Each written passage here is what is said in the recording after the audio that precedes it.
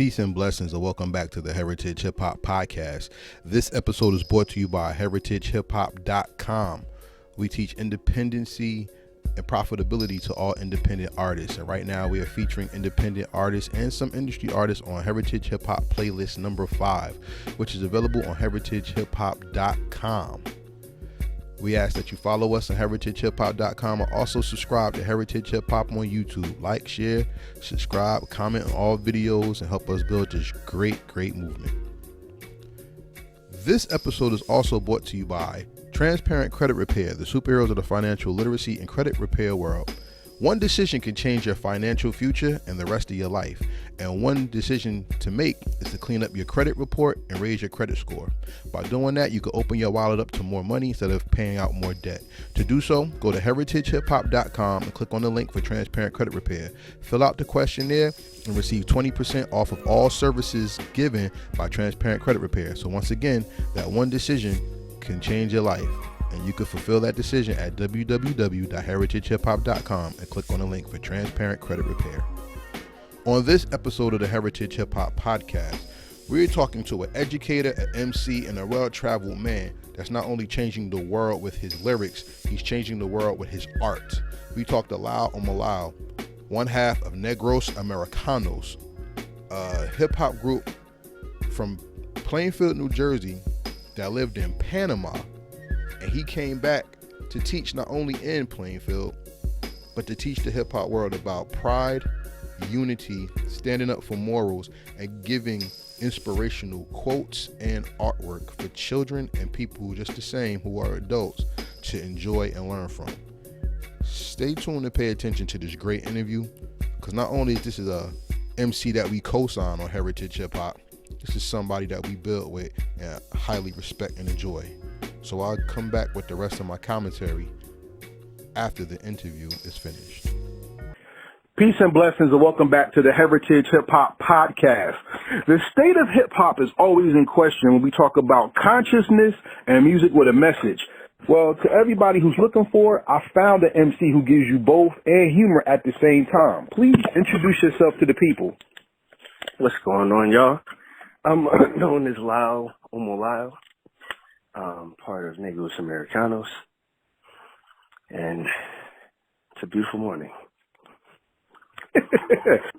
Yo, before we get started with this interview, I want to tell everybody on Heritage Hip Hop that's listening to this, Lyle Omolayo is one of the best MCs I've heard in years, and it was an honor to finally meet him after his performance at the Lincoln Park. We did that, right? We was rapping the track, right? Yeah. That's right. Yeah, and I got to interview him at a comic book store in Newark, New Jersey. Shout out to Fortress of Solitude. And it was one of the most introspective conversations we had, but time has gone on. So what's been going on with you? Oh, man, so much, man. Peace of valleys, hills, and alleys, you know what I mean? Ups and downs, highs and lows. But the constant has been creation. Actually, more recently, more visual art than MCing, but I just stopped kissing my black ass today. All right. Before we go into that, though, isn't MCing part of visual art, though? Because don't you rhyme what you feel and what you see? Yeah, and you're painting landscapes, you know, liquid swords. You know, the word is a sword to cut through the air. And, you know, I mean, depending on how descriptive you are. Like I say, well, that's one thing I do like about Rick Ross. He's extremely extremely descriptive. It's about chandelier with the bezel. You know what I mean? Like, he talks about mad, decadent things around. He paints pictures, and I think the best MCs do that. You know, Cameron, you got pets, me too. Mine's dead. I get approached by animal activists. I live in the zoo. Blah, blah, scandals with savages. He could have said, yo, I got a mink fur. You know, he said, nah, his closet's the pet cemetery. You know, that's just a little bit more creative. He's using metaphor. I like the wittiness of words, you know, and as far as like with hip hop, the guys or women have always appealed to me, have been the ones that, you know, had a very unique style. You know, like I mentioned Cameron just now. I mentioned Rick Ross. He has a unique style. You know, Jean Grey. You know what I mean? Busta Rhymes. Wyclef, Fugees. You know, Lauren, of course. These Redman, these people appealed to me early on. These are like my early influences. Not Rick Ross. But like Redman, Fugees, yeah, I had to say that. Fugees, Redman, you know, the folks that were more animated with their delivery. Method Man, you know, I like the theatrical aspect because it's a performance, so it has to be entertaining first, you know. But then I liked, you know, the artists that I felt educated with, you know, like, and empowered with, like Chuck, you know, like the teacher, KRS-One, you know, like Dead Prez, like Kweli, like Thought, like Common, you know, like Razkaz, you know, The Nature of the Threat. I want to make stuff like that, man. Stuff but that let me ask you this, but wait, let me ask you something though, because you just brought up an interesting point. Those are people who bring to hip hop what I think hip hop is missing, and that's intellectualness and a story. What do you think propels the MC more, their mind or the way they tell their story? You know what? I'm gonna say the way in which they tell their story, because there are folks lyrically in the mind that are super technical and they're great. You know, when you just look at their words, they're amazing. But the how they say it might not be that engaging. Oh, the delivery. You know, that's where Drake wins. He's got delivery, man. It doesn't matter what he's talking about. I could just say this like that. I could just he can say whatever, and it's gonna be great. And it's gonna be engaging. Andre 3000 too. He's complex lyrically, you know, but not super complex. But he's complex. So wait a minute, wait. Complexity, but isn't complexity? Okay, let me ask you from a fan standpoint. Yeah. We love bars, especially now in 2020 with being barred up is coming back. But I remember Jay-Z and Eminem said that it was the bars they did not say that made their songs great. Is complex bars holding MCs back, or is it lack of creativity and delivery that holds them back? I think it's all about what you want to do. You know what I mean? In terms of like moving forward, like if your goal is to just like bar them up, and you can do that, and you're great at it, and it's what you do, you have a thing called Griselda. You know what I'm saying? That you're not doing. You don't hear the party record. You know, maybe now you might hear some more lady joints, but they're not sacrificing their sound at all for nothing, period. You know what I mean? They're sticking to that gun. And I'm sure over the years, everyone, when you going to do a trap joint, when you going to do a drill joint, when you going to do it, but they stuck to their guns, and now what? They're successful. Look at MF Doom, same deal. He has a very niche style. Czarface, a very niche style. These guys are successful in their own right. They have niche followings. They don't have to create their song, be this, oh, I got to appeal to the ladies. Oh, I got to get the club joint. Oh, I got to do the down for the people. Oh, I got to do the struggle joint. Or, not, they're just creating art that they like. You know what I mean? I think as long as we stay authentic, I say in our own fingerprint. Like, if you could fit in your own fingerprint real well and share your own personal story, other people resonate. We like Fonte because of that, because he's mad personal. You know what I'm saying? I pick you up in my Porsche. Psych, you know I got a Nissan that I'm still paying for, still got a lease on. He said the Nissan in at least 4 or 5 tracks. I know he got the Nissan. You know what I'm saying? So I feel that. So let's talk about your fingerprint then. Yeah. An artist is only known for the art that they create, right? Well, art is very hands-on, even if it just is a microphone and words or pen and paper. What did you put your DNA into that made hip-hop special for you? All right, let me stop being ignorant. Coogee rapped about putting his DNA on a curtain. Now, let's see. What first made it special for me? Well, how did you put yourself into it so that people know that's you and that they can recognize your fingerprint or your creativity in the art? Yo, it took mad long, and it's still, I'm still chipping away at it. You know, like artist development, developing your style, saying how do I sound? What is my sound like? You know, what feels most natural? And over just years of trying to express most honestly, or you know, let that stream of consciousness go.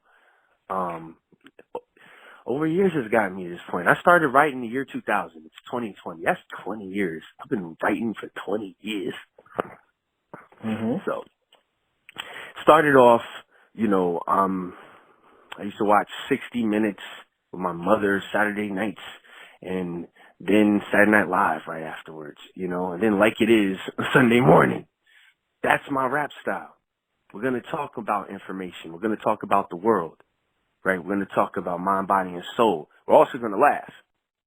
But then I'm going to leave you with the consciousness that Sunday morning. You know what I mean? So I'm 60 Minutes, Saturday Night Live, Like It Is. You can blame Gil Noble, the cast of Saturday Night Live in the 90s. Okay. And, you know, Bill Moyers and shit. It was about information, comedy, and empowerment. So like even my early influences rap wise, I got the Miseducation CDs. The first CDs I got was Miseducation of Lauryn Hill, Big Willie Style, and I got Drew Hill, but I had the tape Redman, Doctor Name 2000.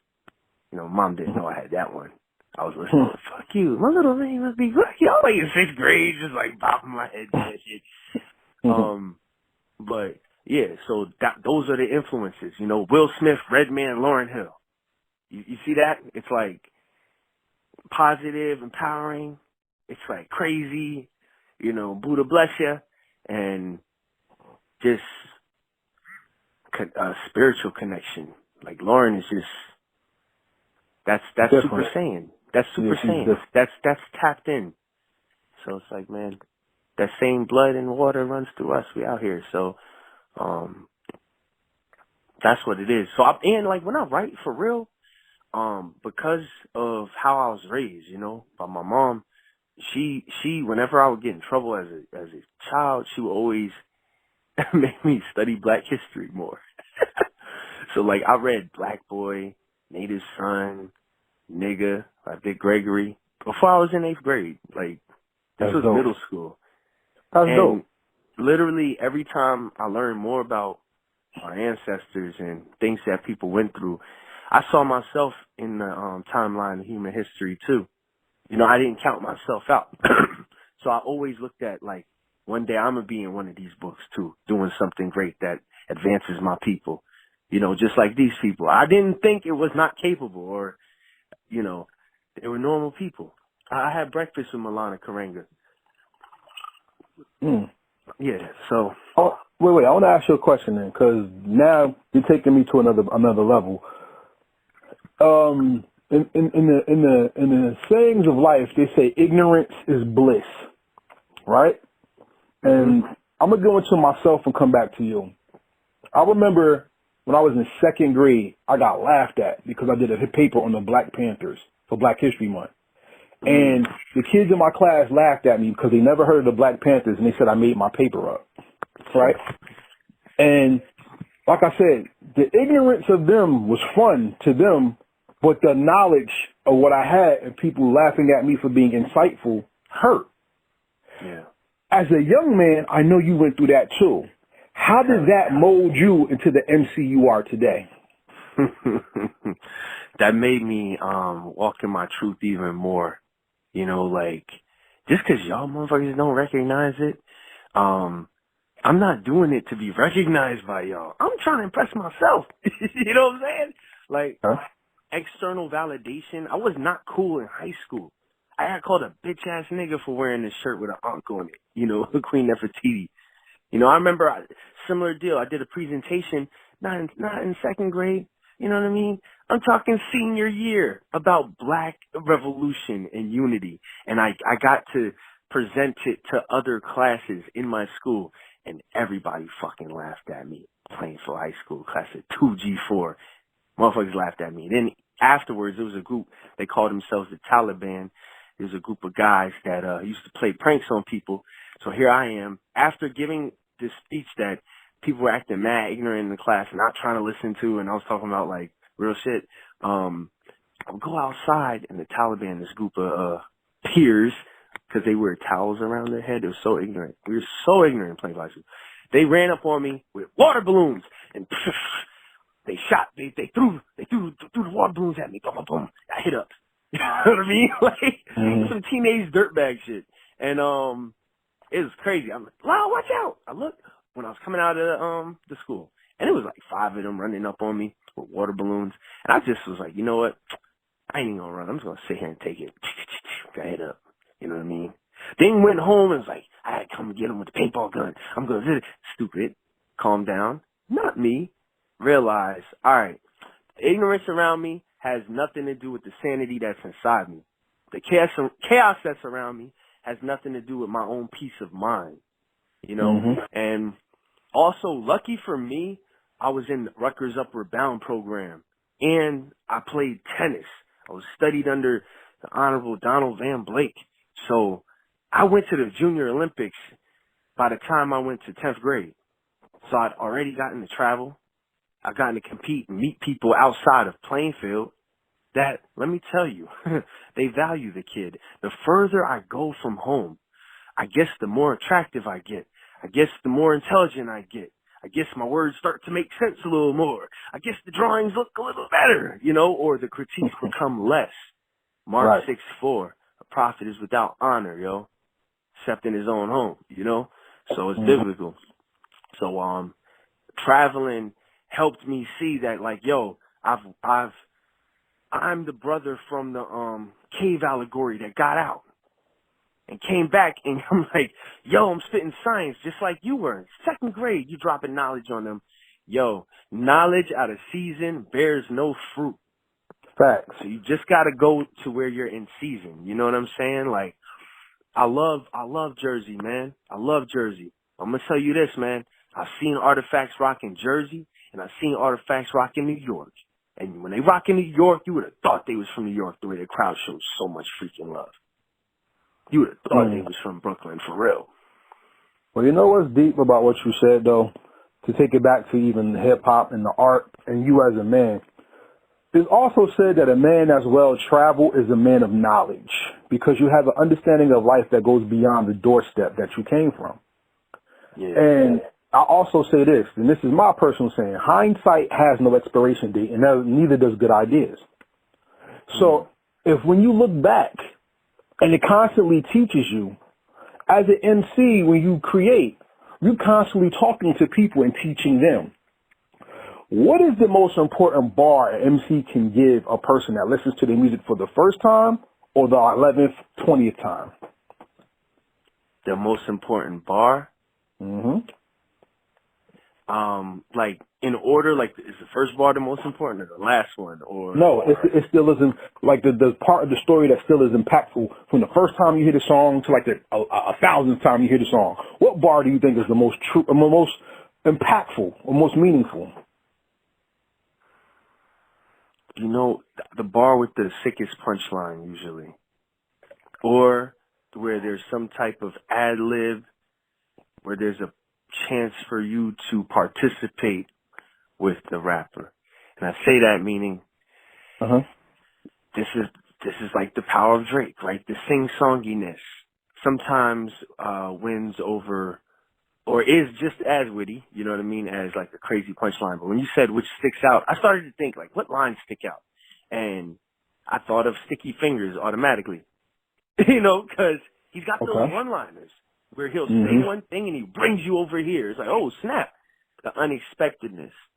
I think the setup one-liners are the things that stick out in hip-hop. Like, we can, clean my teeth in Tim's with the same brush, He said it. I just thought about Sticky Fingers when you said that, but it's the punchlines that make it powerful. You know what I mean? But that's if you just freestyle rapping and stuff. You know, if you tell a story, you could throw punchlines in there too. You know, but to me, the thing that makes a verse stand out is crazy punchline, something that makes your face go ooh, because it's witty and it's clever. Like I used Cam earlier. He could have said, "Yeah, I have a lot of minks in my closet, so you know." But nah, he said, "Yo, gators, minks, that's necessary. Accessories, my closet, the pet cemetery. I get approached by animal activists." It's going a little bit further. And then, but the joint that stood out for me, he said, Sticky Fingers, it's the Grinch that stole Christmas, climbing down your chimney. Kids open their gifts, they all gonna be empty, just like mine was. I hate to say it, but if I wasn't a boy, I wouldn't have had nothing to play with. He ended his verse like that. You gotta end strong. Yeah. But see, isn't God the ultimate MC? Because the punchline for us is everything that we went through or everything that you go through either makes you or breaks you, so when you tell your story, you're elevated and you elevate others through your experiences. And that's the key to being an MC. If KRS once said a rapper raps about life, but an MC raps about your life to you, that story, that punchline, that delivery is the thing that makes you elevated and will bring somebody up out of their current state into their next elevation. And that's the gift. And that's the gift. When we think about the gifts of an MC, people always think, okay, you got bars or you can rap. All MCs aren't rappers, though. A teacher is an MC. And you've taught. And you can control the crowd and open up their minds, not only with bars, but with soliloquies, entendres, theories, and thoughts. What was the moment as a teacher that made you realize you are MC at the same time in your classroom? Man, when I mean, once the class starts listening, you know what I mean? And or when they find out my secret identity, that Mr. O is actually Anglos Americanos, you know, that having that stain definitely helps me in the classroom. Not being a duck when most educators are ducks helps me. Being in the classroom, being native helps me in the classroom where there are many pilgrims in the classroom. In the building, not in the classroom. The classroom we're mostly teaching native people. The thing that helps or helped me realize, like, yo, I'm MCing in the classroom is when I start applying the same tactics I'm applying to the stage, to the classroom, as far as how to get people's attention. Explain. As far as detail call and about response. So I'm gonna use Queen Moore as an example, as another educator, right? Something. Shout out to Queen Moore. Shout out to Queen Moore, right? So Queen Moore does this thing where she says to the students, because I've actually subbed in her class. Check me out. Check me out. She says check. They say check me out. That's a way of knowing that they're engaged, but it's also rhythmically giving them something to hold on to because of how rigid and uncultured their curriculums often are, or their school day is. They need something to enliven them. You know what I mean? They've been eating Lunchables all day and Ritz Bits. They need some soul food. Yeah. So I feel not being a monolithic, I am a teacher, I am an educator. Hey, sit down, kids. I say, nah, I'm one of y'all. I'm the one that made it out. I came back. Live it up to me because I be living proof to kick the truth to the young black youth. I am Inspector Deck. Yo, he has oriented me well. I heard the message from Cream, and I've been activated. And now I'm carrying out that same mission, living proof to teach the truth to the young black youth. You know what? I'm glad you said that because that's a life lesson. And I engage people to always look at life as life and hip hop is so synonymous. I don't know if you've heard me say this before, but like I said, hip hop and God and creation just goes hand in hand. You know what I'm saying? When I talk about the drum being the part of the beat that gives it life, and your heart is the drum that gives your body life, it goes together. When I talk about you taking your journey in life, you take steps, and when you write the notes on the lines, those are called steps. When you write those notes on the paper.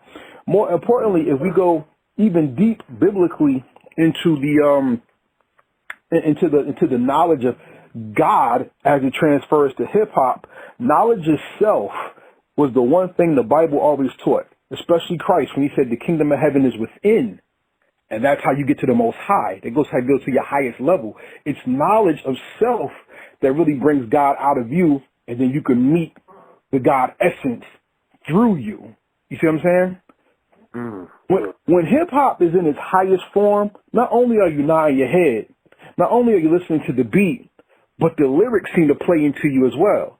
And just the same way we could recite words, they say that the law of righteousness is written in our hearts. We could recite bars like they're inside of us and they came from us. What is the one bar that's inside of you that propels you daily to create and to be creative?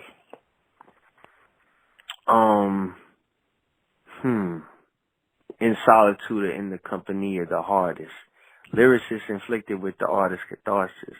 Apart from the toilsome routine of the day, I find peace when I write in a place far away.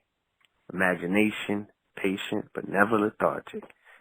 On time revolving, but never a problem. Hailing from the state of the garden. But yeah, that something like that, because it's applicable, it's relatable, it's biographic. Yo, whether I'm alone or with other artists, I'm going to be creating. You know what I'm saying? Whether it's collaboratively or solo, I'm going to be creating. What do I get? I escape. I get a release.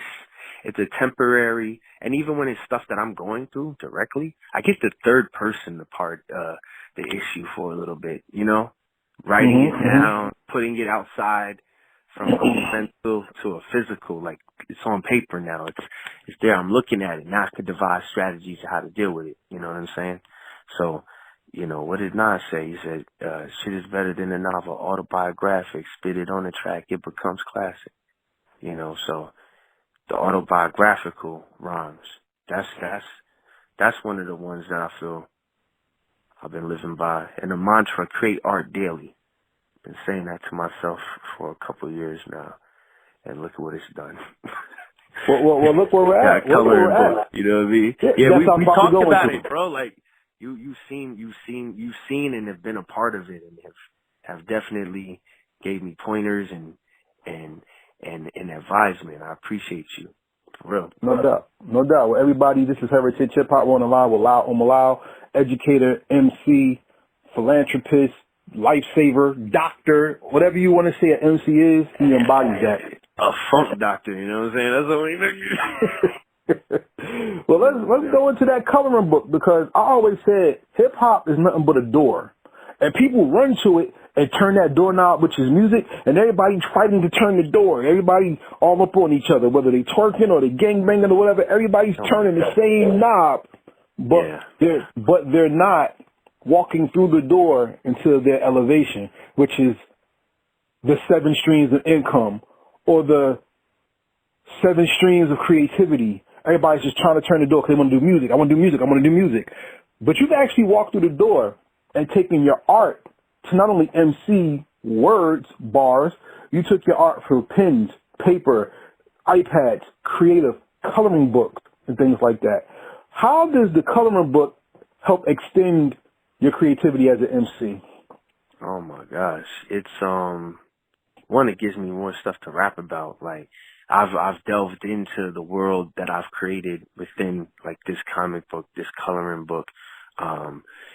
I'm driving into those characters and now rapping not from this reality, but from an alternate reality that's created. That's already existed in my head for a long time, but now since I'm drawing the pictures, now you guys get to see it. You know what I'm saying? You see Omolayo and Lyle. These are my characters in the comic book, Life of Lyle Omolayo. The coloring book's called Heads and Landscapes, Coloring in Color. It's 50 pages of black women. You know what I'm saying? And there's some men in there too, like about 5 dudes. But that was directly influenced by the travels. We were talking about traveling earlier. I used to live in Panama. I quit working at Yale because I had to get out of there. It was like the movie Get Out before it came out. That was my experience there. I had to get the hell out before I became somebody's, they was eating my kidneys or something, or they was doing some sacrifice on High Street at the Skull and Bones 322 building. Yeah, it's all over there, yo. So, and yeah, my job was across the street from Scroll and Key, the Order of Scroll and Key. All these like Masonic secret societies or whatever, they're real. Okay, I used to live in New Haven. I freaking visited all the tombs. I looked up a map. When I knew I was up there, I said, okay, let's get it. I never went in though. They're locked, all of them. They got one way in, one way out. But it's real. So that being said, I quit that and flew to Panama. When I was out there, that's when we formed Negros Americanos. That's also when I saw like the beauty of black people outside of the United States. Hands on. You know what I'm saying? So like, the diaspora, especially Panama having the canal there, you saw all types of people, all types of black people there, and, just being inspired by the beauty. And like, I spent so much time emceeing, my drawing was lacking.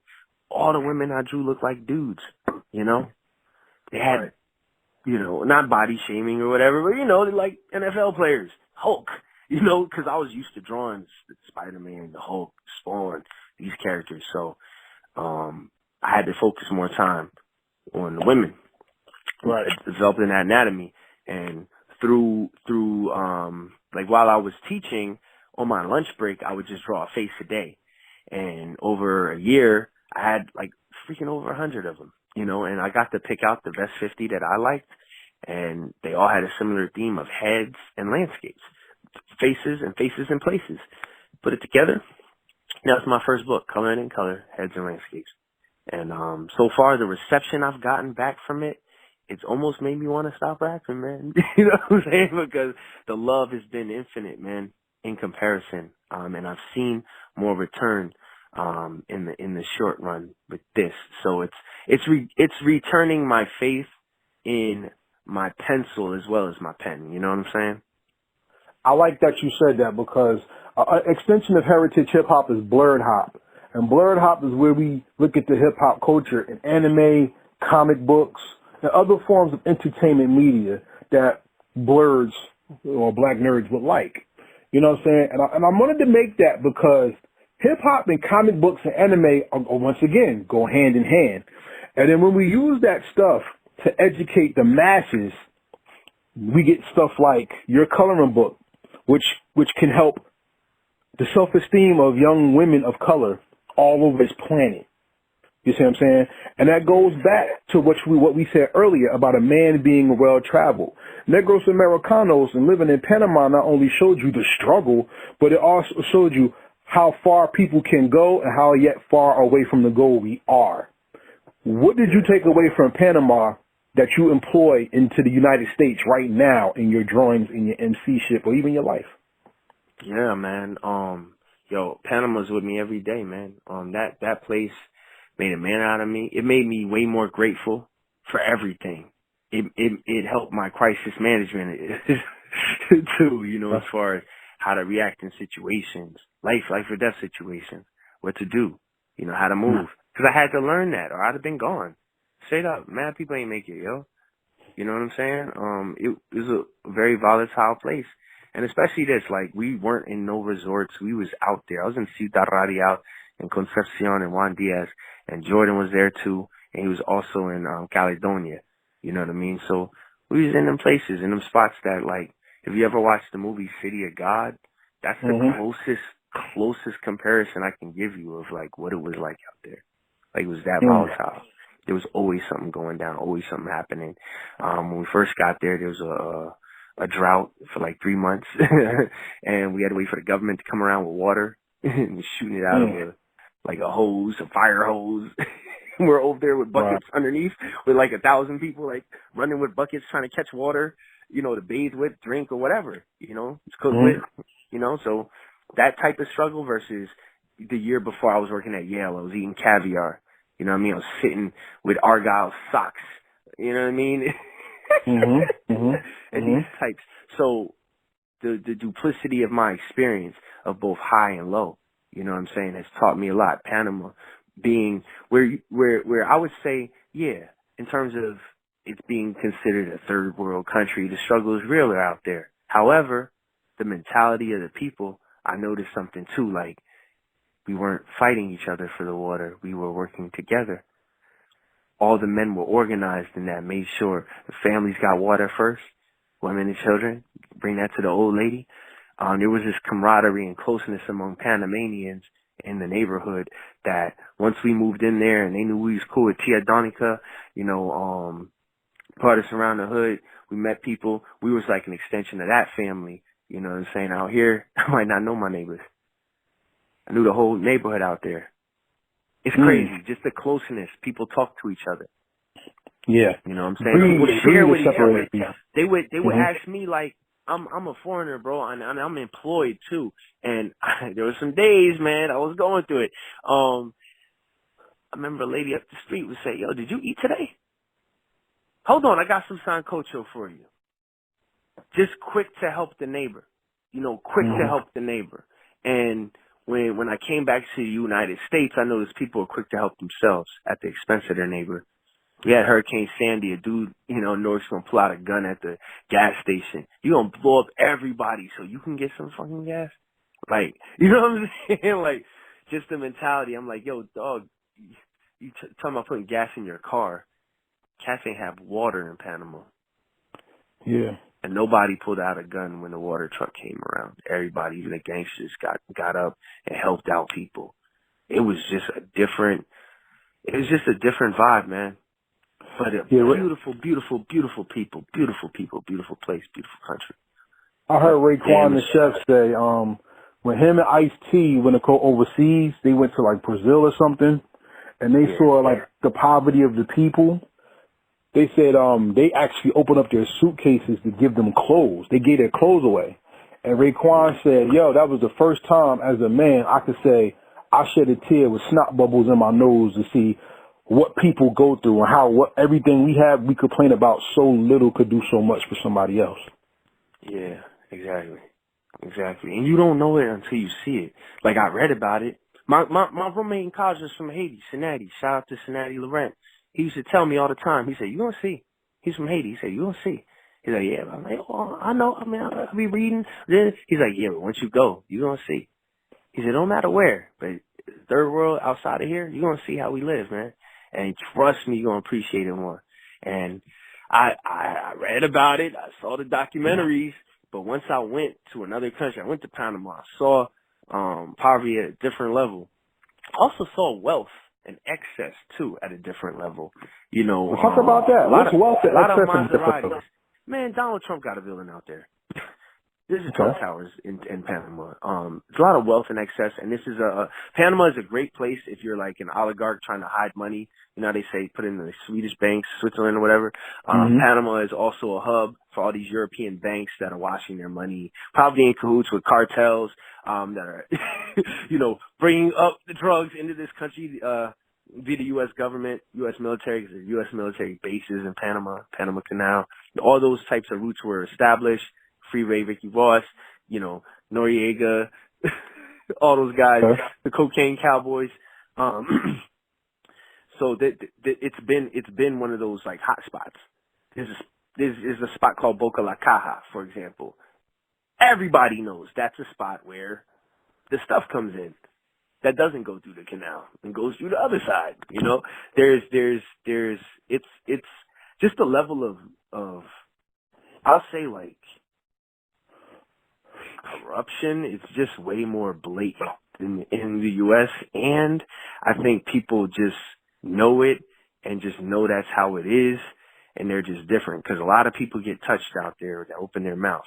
Like they like our, civil rights movement because we had people like Malcolm X that stood up, that spoke and said things. But out in Central America, many of those voices were sliced. Their necks were sliced before they even got to the podium. So, as far as black liberation too, like in a place like Panama, I would say based on my narrow experience, the let's see, proliferation of white supremacist ideas that attribute to black inferiority are just as powerful there as they are here. So I'm saying that. So the white Jesus is in the house. You understand? The hair is permed. You understand? People say things like mejor la raza, better the race. Limpio tu sangre, clean your blood. About wanting to have, lighter skinned babies. When you look at Telemundo, when you look at Univision, when you look at how we are presented, people of color, black people on these channels, it's always the most negative aspects. You know what I'm saying? Some of them even have blackface. They were making fun of Amara La Negra. I remember when I was out there, and they had some lady wearing blackface on television, making fun of Amara La Negra, like with a fake afro, that type of stuff goes on television.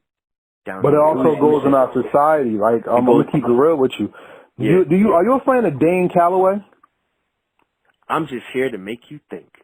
Well, let me tell you something. The Sunday Easter egg that just came out about Virginia and how they took the picture of a chief and made it into a mockery and spread it overseas with people faking pictures of devil worship to go all around the world and show like some type of heathen thing and to make them dark skinned, so all dark skinned people are non-Christian and heathen. It's the same thing that goes on around the world, and why hip hop is even blackface right now, and true skills and true messaging is taken away from the MC and given towards the help yourself, greed, wealth, excess. Get the bag, and lose your soul, lose your worth. As an MC that's not on the mainstream level, even though everybody wants mainstream money, why is it important for you to never ever question your morality or loyalty and keep that straight line of truth within yourself and in your music? Because I want to die once, yo. You know what I'm saying? A coward dies 1,000 deaths. You know what I mean? The strong and brave die once. If I walk in my truth, it's one time I gotta go. But a coward, let me tell you, man, once you know better, you gotta do better. You know what I'm saying? So I can't pretend to be a stupid ass, ignorant ass nigga. You know what I'm saying? And I'm too connected. I'm too tapped in too early to play the nigga role. And then too peeping what's going on with the industry. So if on one side, because of your message or what you put forth, it's being looked at as revolutionary or racy, I wonder why that type of stuff isn't racy and why it is the norm. You know what I'm saying? And why it does have those dollars behind it, and why even folks from other cultures will bankroll some of this content because they feel very comfortable with it. To me, I'm an indie artist. There's no person between me, my pen, my paper, and my creation. Everything that I've released. I didn't have to submit it to some guy who couldn't walk down the block or live a day in my shoes. I'm not trying to appeal to somebody who or trying to be validated by somebody who's not valid to me. And as a practitioner of hip hop, I'm a journalist. I'm here to comfort the afflicted and to afflict the comfortable. If what I do does not afflict the comfortable, it is not hip hop. So from what I'm doing, right? So I just did a freestyle with Kosan, Break a Leg ENT. I want y'all to check that out.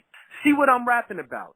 I'm rapping like a man who's liberated, a man without a muzzle, a man who can say F. Leor Cohen, because I felt like it at the time, right? We when you look at hip hop, we say some of the most outrageous things, period, in hip hop. It's a crazy genre. When we look at who makes money off of this genre, when we look at these higher ups that are in these companies, what? The Uzi can be fully functional in our own communities, but it happens to jam when we're looking at certain people. The voice happens to get lower. I ain't scared of no nigga. Here he comes. Nah, yo. And I just use him as an example because that's like a popular name. People know him. But that in hip hop, I'm saying like, be it they enjoy the music, be it they might have been there for certain things. We don't have this significantly same shared experience. And if it is about the voice of the voiceless, the voice of the oppressed, this is the voice speaking.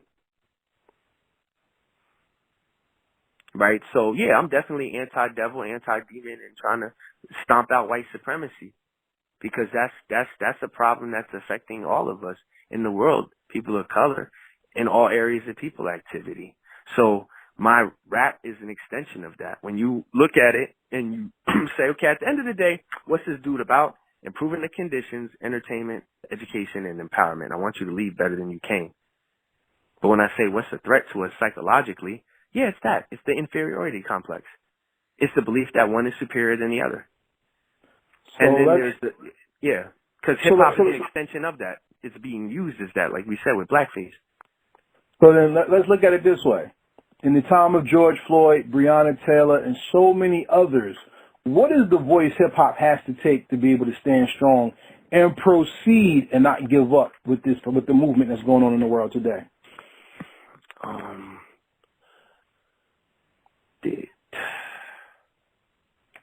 Because it's kind of weird, to be honest. Okay. It's just a real crazy situation that we're in with COVID and the increased attacks by the police, and with certain artists doing like political rap now and putting up their fists and stuff. But like, I feel like not having a political education, speak on the platform. But it's cool. Got to get your education. That's all, in different ways. I love it. I love that we're all coming around. It's the season. 'Tis the season. Everybody's pissed. You know what I'm saying? From your most educated to your least educated dude. We all see like, yo, we're being targeted because we're black, not because we're this or that, have hoodies or education or because we're balling. Nah. I feel like everybody don't have to be on the front lines, but we all got to make a contribution somehow, some way. And it's with our day-to-day. What are we doing? What are we prepping for?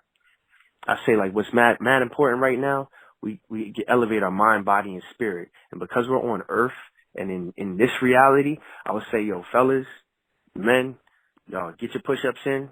You know what I mean? Invest time in some type of self-defense and becoming more vigilant, becoming more aware, because like it or not, you have a responsibility to protect your household, to protect your family, to protect your tribe, to protect your nation. Not attack, protect. Protect. Self-defense. You know what I'm saying? It's important. It's important because the way stuff is going now with the talks of the election, you're seeing the breadcrumbs. We're seeing the breadcrumbs. I'm watching tumbleweeds happen before the shootout at the OK Corral. Yeah. This is the state of America right now. There's some angry white folks out there who think, or are empowered by this president, buying up all the bullets. I don't think it's for no reason. And I think ignoring or not being well educated on your enemy could lead to your undoing. Facts. And you know what? Yeah, we do have people talking about civil war if Trump loses and things like that. We do. It's not there for you to. It's not there for you to be ignorant and let things go past. And we can't constantly say that it was held from us when now everybody has a phone. Everybody has a way to get information. And hip hop still is one of the main forms of information that teaches and gives the inner city that much more information. That's why I think Nas is so beloved in hip hop, is because no matter how you may like or dislike his music, he always gave a message to the people that whether you took it or not, it was something for the people more than just for himself primarily, even though he ate off it. With your music now, you're doing the same thing though. Dry season, you know, great music, and you just released Kiss My Black Ass, the mixtape album. Where did that come from? Yeah, the mixtape, the album. Where did that come from, and what's the foundation behind that? What brought that out of you? Well, you see, the man be on my back, man, and I'd be like, kiss my black ass. No, like, just that's my MO right now, yo. Kiss my fucking black ass, yo. Like, I don't give a fuck. That whole project, just like flipping tables, I reached a level of frustration in life and just said, you know what? I might not have this, I might not have that, but I got this still. So, and it's just a big release. You know what I mean? The stuff I'm talking about my managers on my ass, a proctologist. Yeah, Leandro, fuck you. Fucking fire me. Yeah, you know what I mean? Yeah, that's real talk. Like what I'm talking about, in that album is like what was going on. I want to be where I want to flip stuff. I want to be a real estate guru, you know? I'm talking about what's happening in the current. It is a cathartic project. And it's been a while since I released something, so I'm like, you know what? It's not perfect, you know? It's not super refined, but you know what? I got something and I can release it now. Let me just share this because there's other stuff coming. Dry Season 2, the dessert is freaking fire. I got freaking Pace One on there. You know what I mean? I got some heat coming, man. You know what I mean? But until then, kiss my black ass. All right, not you, all right. but I'm saying in general, like that's of course. Play my shit, you know what I mean? Of course, I got you. But it's important to always have music come out. But in today's society, I don't think people would fully appreciate music. And the one thing I appreciate about the music I listen to, it has a life. It has a lifespan. Cricket Eye just said it's really sad in hip hop that people only listen to albums for an hour or a week at the most, and then they give them up. And I think this project has something, even with its length, it has something in it that will make you return to it. Creatively though, right cheek, left cheek. Is there significance in the cheeks? Yes, because the ass, you know what I'm saying, it's all about the ass, right? And you got the left cheek and you got the right cheek, you know what I'm saying? So you got side A, side B, man. I grew up on tapes, you know, so side A is the left cheek because you start from the left. We're going to read from left to right. You dig what I'm saying? Okay. But my Asian brothers, they might read from the right to the left because the manga goes the opposite way, right? So anyway, but we're starting on the left side. So left side over here is side A. You know what I mean? That's when I hit him with the cookout. You know what I mean? So I start with the cookout to let y'all know when I see him, I hear the Kill Bill silent. Make me want to pull up and start wilding. Real talk. But will getting violent change the situation I'm in? Knocked on my ass, but right now I'm climbing. Once taught English, had my own class, had a setback. Now I'm picking up trash. I'm a garbage man, not a garbage man. Yeah, let me handle this garbage. Damn. Like, I'm rapping about what's really going on in my life, man. Like, at the time, like, it's autobiographic, man. So Kiss My Black Ass is, it's fun, too. Like, I make sure at the end of the day, I gotta enjoy doing it. You know what I mean? Like, these are all joints I like rocking with. And, I put little inklings of humor throughout it because that's what it's about, man. I like Saturday Night Live. You know, I like Boondocks. I like Dave Chappelle's show. I like,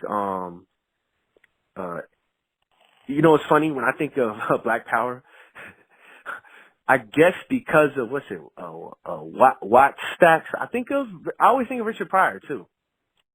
His jokes that he would tell, you know, as part of that narrative of black people expressing themselves. Expression.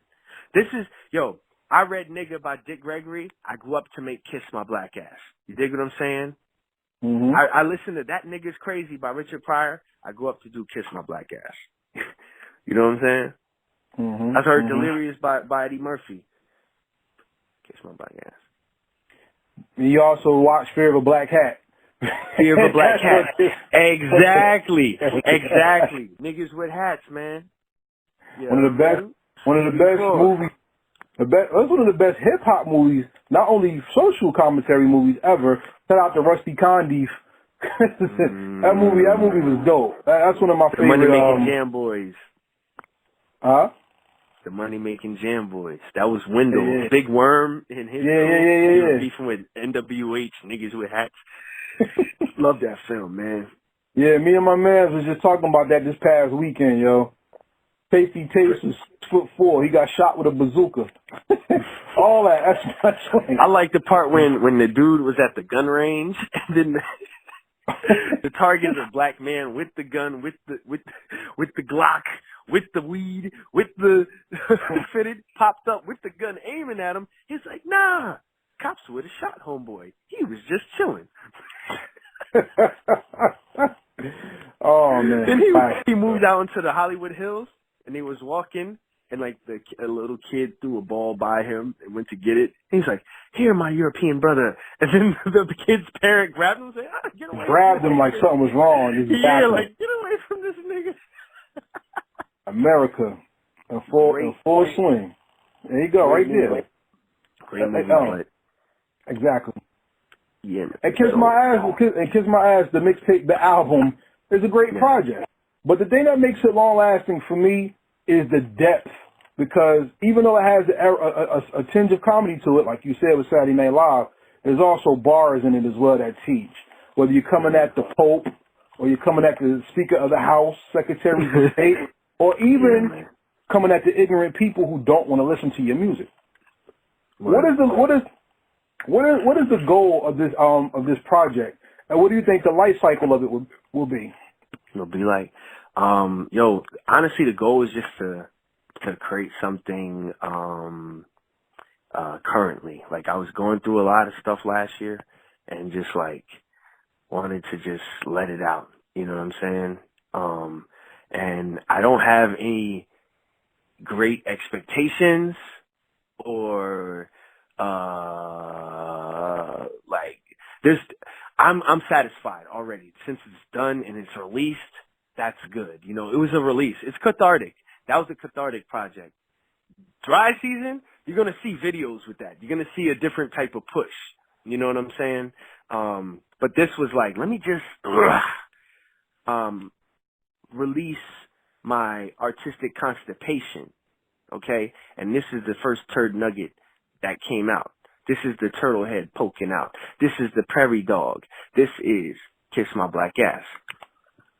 Well, please don't just put it out and do nothing with it, because one thing that we've been tricked in hip hop is that we give away our shit for free, and that's not what it was made for. And I'm not saying you got to make $1 million, but people should show their appreciation. So for everybody out there, this project is out on Bandcamp. I got mine today. And most importantly, by the time this interview come out, I got it. That's all y'all need to know. But most importantly, what I wanted to say is support the artist, man, because we don't believe in streaming on Heritage Hip Hop. And you can stream if you want. That's cool. But if you really want great art perpetually and consistently, so into the artist, because not only are they putting their time and creative energy into this, they're investing in you, and we want you to invest in them. So make sure you buy the project. Go to Bandcamp and make sure you spend some money on that, because it's worth it.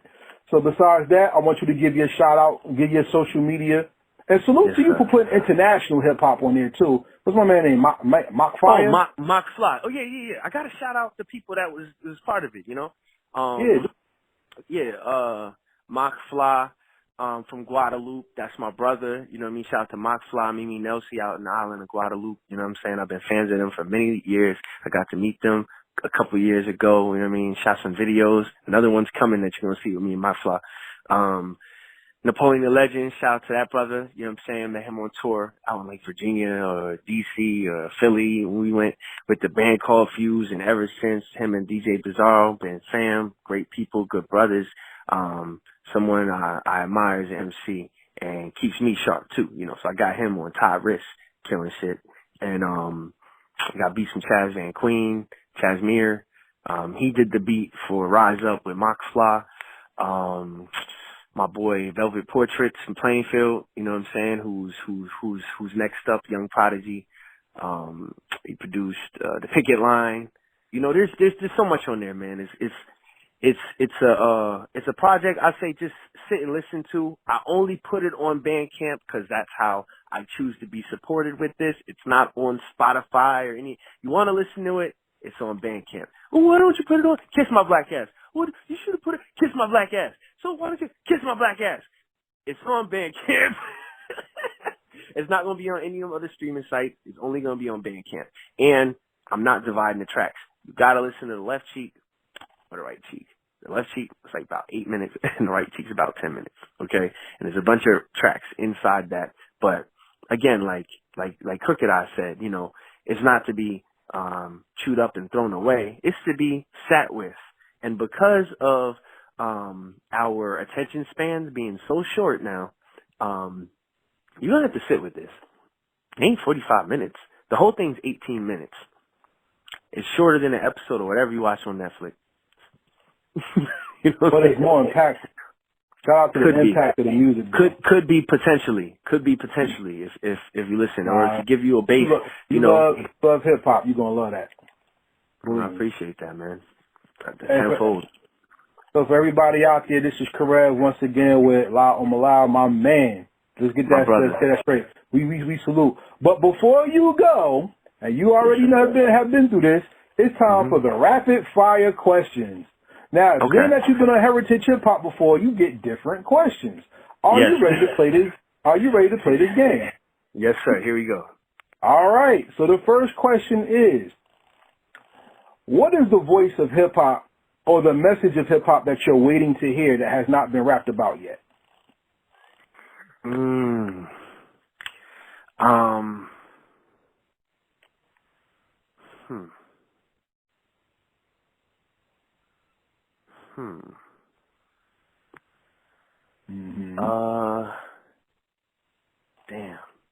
That's good. Shout out to Heritage Hip Hop for the question. Yeah, this is good. What story has not been told yet in hip hop? Yes.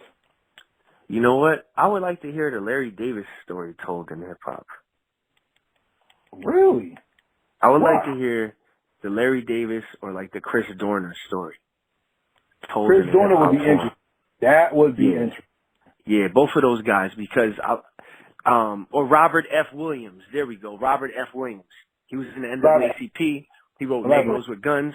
You know what I mean? I think so. We're so used to shooting each other, rapping about hurting each other, rapping about, our own degradation. Now it's time for us to put our backs against each other like Double Dragon. You know what I mean? More unity bars. More unity bars. More self-defense bars. Right? Against the establishment. Against the establishment. Yeah, because it's anti-establishment. My thing is this, right? If I'm sitting here bobbing my head to the same thing that an oppressor is bobbing his head to, clearly something's wrong with the message. I said every time I spit, a demon catch an aneurysm. You know what I mean? We're different. That's so very interesting. To me, that's what I believe. Like I like Jay Electronica, yo. Jay Electronica to me had the hardest album in 2020. Had the hardest album. The written testimony or the act? The written testimony. I didn't. Act 2 came out. I didn't know Act 2 came out, but I think the written testimony. I didn't hear Act 2 yet. Oh shit! I didn't even know that. I didn't even know that came out. Yeah, it came out. It came out last week. What? Yeah. We'll get into that. We'll get into that afterwards. Let's keep focus on you because this is your interview. Okay. Yeah. So, you want to hear more bars about unity against the oppressor with MCs working together. Do you think that's happening now, so to speak, or are you waiting for it to be more revolutionary, you think?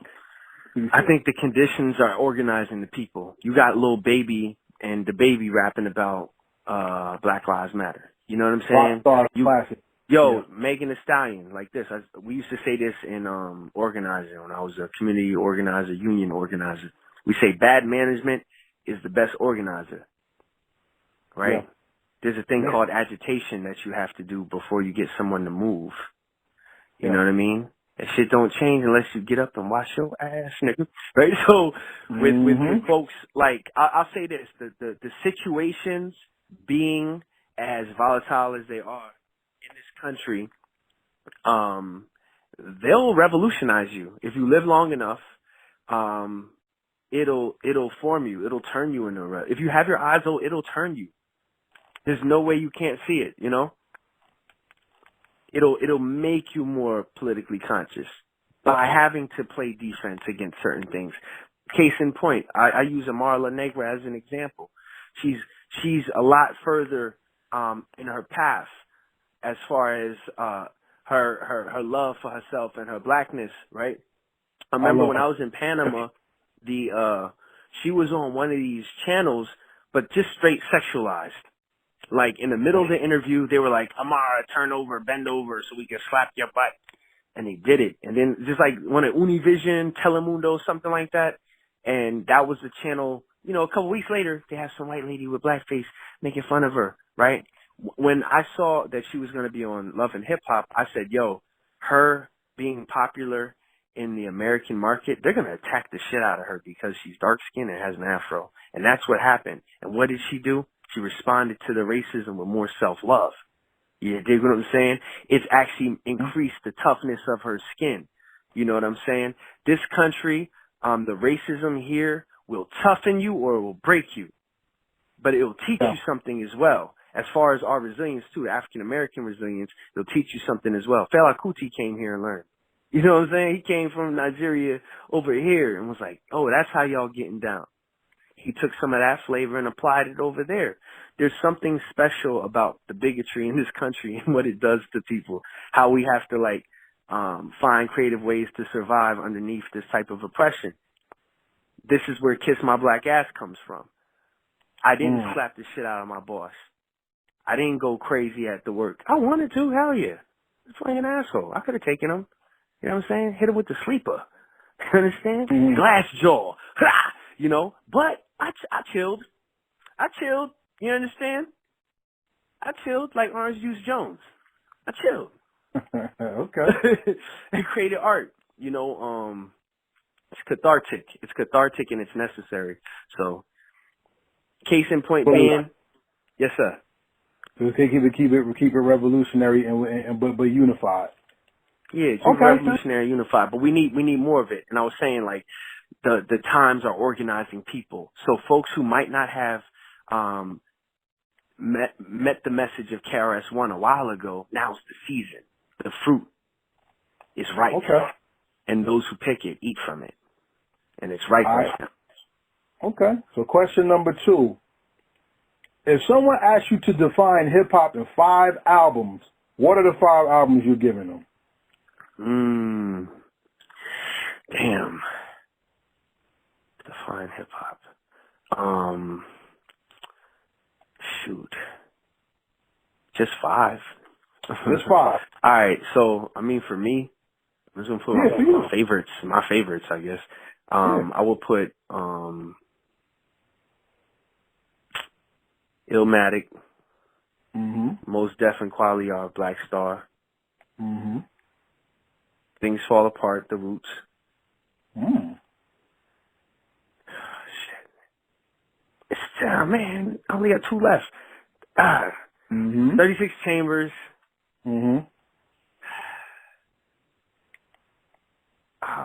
Damn it. And then I like Iron Man.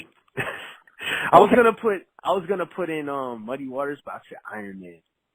Iron Man, okay. First album. It's one of my favorites. Can't go wrong with any question. You can't go wrong. It's okay. So then here's my next question.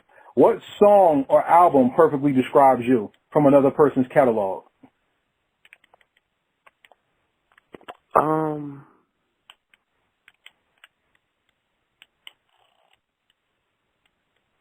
I like Watch Roger Do His Thing by Main Source. I'm Roger. I just don't live in Queens.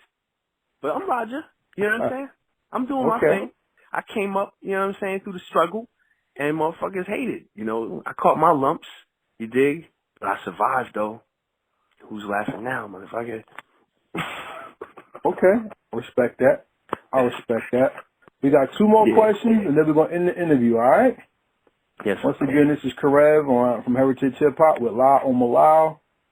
Great MC, great music. Make sure you go check them out on Bandcamp, and make sure you buy the music. Stream it if you like it, but if you love it, and we ask that, and we're going to tell you you're going to love a lot of his music, buy the music, please. Like I said, 2 more questions, and then we're going to end. With the rise of the female voice and female MCs now becoming even more gifted than the men that are rhyming, I ask you this question. What is it to appreciate the female voice, and why do you think, in your opinion, most male MCs don't, and they're afraid of it? Oh, because they soft. They fragile. Cats don't want to be on the same track with Lauren. She'll shit on them. You know, think about it. If she said, while you imitating Al Capone, I'll be Nina Simone and defecating on your microphone. How could you rap about imitating Al Capone right after that? You look stupid. You know what I'm saying? So in Jersey, you got Euphony out here. You got Frequency out here. You got Chemistry out here. You know what I'm saying? You got Shelly Farrell out here. There's some shooters. There's some very gifted MCs. And if you're on that bullshit, they're going to cast the biggest shadow on you. You understand? and as anyone would. But I'm saying Queen style, because not only can they can create. You dig? So there's so many dope MCs, and you look at the legacy of women in hip hop from Jersey. I tell you this, we got the best female MCs in the world. I'll put the Jersey team. We got Rod Digger. We got Flo Brown. We got Lauren. You see what I'm saying? We got Queen Latifah. Mm-hmm. Legacies here. So, and me, I've always had appreciation for female voice in hip hop. My first CD was Miseducation of Lauryn Hill. I started off pretty good. I looked at cats as jokers. They couldn't hang with her. You know what I'm saying? I always respected Fat Joe because he said that was his favorite rapper. It's like, yeah, Lauren will wash everybody. If she came around more, would there be even more evidence of it? I believe. She's dormant. You know, she's got some stuff in the tuck, I'm sure. The last question for this interview, I've already asked you what your legacy in hip hop would be in the first interview. So now we're going to take this a different route because you have a coloring book. We're going to ask you a comic book question. Yes, and that's going to be the last question. And that's going to be the last question of this interview. And the question is, everybody right now is hot on the Avengers, right? Me, I think the X-Men are better than the Avengers. All right? Me too. Okay. So then now that we share that makes this question perfect for us. Make your super hip hop team. They're your X-Men. Who would you like to see together in project-wise or whatever? Doesn't matter. Who would be your incredible rap team and why? Underground rappers or like mainstream? It's your answer. I cannot tell you. This is your thing. I mean, like rap group I could put together? Yeah, whatever. Or group project. Or rap with, or whatever you want. You're going to give the context no matter what. So there's cats I would work with, and then there's greats that I would like to see work together, but I'll probably get washed. I get washed on the track. I'll do like a Manny Fresh at the end, you know what I'm saying? Or like little after you back it up, then stop. I could add like that, something like that. But I would love to see a group album. You said 5 people? All right. No, whatever you want. It's up to you. Whatever you want. I'm not limiting you. Well, they said that it's supposed to be out, or it's supposed to happen, but Madlib produced Black Star album. They said that's supposed to happen. Yeah. So I would like to see. Can I count a group as one person? If you want to, look, this is your question. I'm not gonna limit you. Oh, so if I could do that, I would have like a group of, it would be Wu-Tang, Slumville, but this Slumville, Dilla, Batin, and T3. You know what I mean?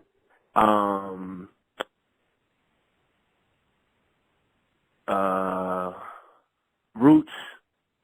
You know what I mean? So I will have Black Thought, Dice Raw in there.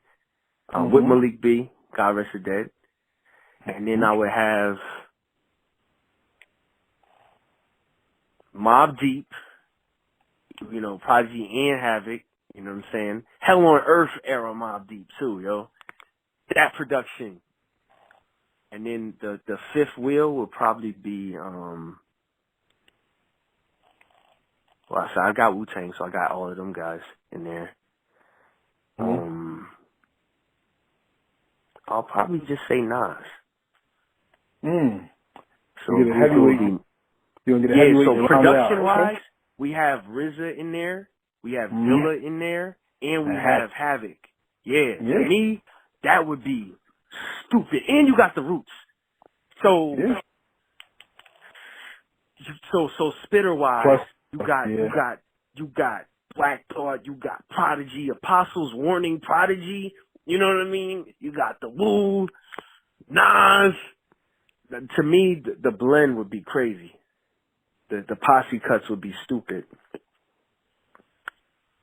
I agree. I think Havoc. Yo, you know who else is one of the best producers that gets no love? Shouts to, and rest in peace to Shot Skills, Fredro Starr as well, yo. Yeah. Fredro Starr. Shot Skills and Fredro Starr, man. Because Shot Skills and Fredro Starr in there?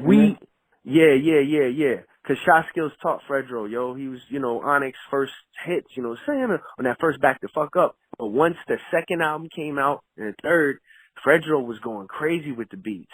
And Last Days, man, was Fredro Starr. We see him as the front man of Onyx, so we don't think he's also producing. Just like Q-Tip, you know what I mean? Like, Fredro Starr's if we go back to some Onyx joints that we love, be surprised. Fredro Starr produced a lot of them. Well, did you hear our interview with Fredro Starr on Heritage Hip Hop? I have not, yo. I need to go listen to it right away. Yes, you do. With that being said, this is Karev on Heritage Hip Hop Podcast with my man, Lyle Omolayo. And we say peace, and we out. One. We thank you for listening to this episode of the Heritage Hip Hop Podcast. Our episode with Lyle Omolayo shows us that MCs are not only eloquent, but when they're well versed and they appreciate their life's journey and give it back to the world, not only can they inspire with their words, but their art helps inspire the minds and the creativity of others. By being well spoken and well taught and well traveled, not only does he own his rap skill, he owns his MC marksmanship by hitting us with different ways to produce influence, not just with music, but also with his spoken word and his illustrations as well. His new project, Kiss My Black Ass, the mixtape, the album is available now on Bandcamp. We urge you to go listen to it, and if you like it, buy it. Support the MCs, you know. This episode of the Heritage Hip Hop Podcast is brought to you by heritagehiphop.com. We celebrate independent music, independent artists, and we teach profitability and entrepreneurship as well. So if you're looking to be an entrepreneur with your music, your brand, contact us at Heritage Hip Hop to learn more. Heritage Hip Hop playlist number 5 is out right now on our website, and other free music to members. Go join our website. We have a YouTube page, Heritage Hip Hop YouTube. Make sure you subscribe, like, share, and comment on all videos. You can follow us online, Heritage Hip Hop, on all social media. I'd like to give a shout out to everybody that helps make this show possible. Transparent Credit Repair. You can contact them at heritagehiphop.com and click on Transparent Credit Repair. And that one decision can change your financial future and your life. Shout out to BQ, Fatty's Place, healing up. Can't wait to welcome him back home. Shout out to Fire Jaws, Wildfire Marketing, The Goodfellas. The recap with The Goodfellas weekly show comes out on YouTube and Facebook, and on Goodfellas, GOODFELLAZ TV. Shout out to Tommy Guns, Dav the Photographer, Sha Montana, and DJ Big A. Shout out to Lex Diamonds of Diamonds Entertainment LLC with the sports podcast out right now. And most importantly, we thank you, the listener and supporter of Heritage Hip Hop. Before we get out of here, I'd like to say, everybody out there, Coronavirus is a very serious thing, and we want you to still wear your mask, keep safe, go vote, and take care of our society and yourself. The mind is precious, the body is precious, and your life is precious. Make sure you protect and honor all, not only yours, but everyone else's, by making correct decisions and being safe.